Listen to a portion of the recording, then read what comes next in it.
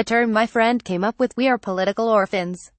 We have no leader, no direction, no ambition because of that, says Alexander Hili, a student of European studies. Hili fluctuates between strong motivation and growing frustration. He has joined numerous protests for the rule of law in Malta, but as another leak on offshore dealings of the rich hits the archipelago, most ordinary people, in his words, prefer to go with the flow. In a European Parliament plenary session on Tuesday, Commission Vice President Frans Timmermans saw no major wrongdoing in Malta. However, the European Parliament is set to adopt a resolution questioning police independence and appoint a special mission to Malta. Local activists and English-language editorials are calling for a stronger EU role in holding Malta accountable. The European Parliament's Committee of Inquiry into Money Laundering, Tax Avoidance and Tax Evasion PANA criticized Malta for failing to start a police investigation despite evidence of serious risks of money laundering after the Maltese Prime Minister's Chief of Staff, Keith Schembri, and Government Minister Conrad Mizzi admitted to having undeclared offshore companies in Panama.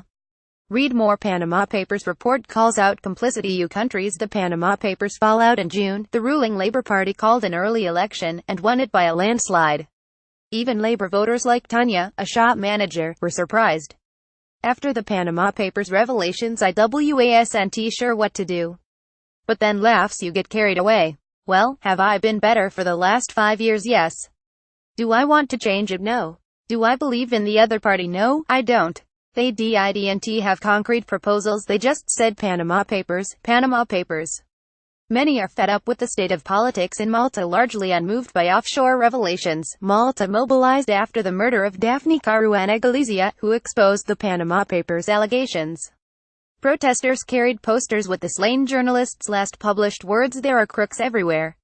Yet, when student Alexander Hili attempted to organize a vigil on campus, only a handful of students showed up. You find some academics who are so vociferous on what goes on in Palestine, Chile and all over the world, but when it comes to local politics, they are totally silent, says Dr. Michael Bergoglio, a political sociologist, one of the leaders of the civil society network behind the protests, and a local council member with the opposition Nationalist Party. Versus the Regalia, a marine researcher who actively blogs on Maltese politics, finds it regrettable that the offshore revelations became an anthem issue in many debates. My middle-class friends were baffled about the Panama Papers, but I found it rather hypocritical, as their indignation was about how Labour tarnished Malta's reputation, that they did not hide corruption well. My more ordinary circle, like neighbours, are so removed from it. For Tessie, who is retired, discussions about the offshore revelations were also not enough to overshadow the issues she sees at the local level. I don't understand what happened in Panama, she admits, pointing out that she avoids discussing politics with those friends who feel passionate about it. Protests have not been as widespread as many had hoped. Willem Peter de Groen, who has researched offshore financial structures for the Centre for European Policy Studies and whose paper is quoted in the PANA report, points out that offshore dealings are also bundled with the so-called golden visa policies under which foreigners can obtain Maltese citizenship for a fixed sum. According to Dr. Catherine Schoedel, co-founder of a critical discussions network called Institute of Utopian Studies, the illegality of offshore transactions is only the tip of an iceberg. Malta's concept of being a tax haven is accepted by the EU as a way of competing for investors. Selling passports is also a legal way of creating a national economy able to survive in an economic system based on the competition between national economies as a country with little natural resources or industry. Currently, tax decisions at the EU level must be agreed unanimously.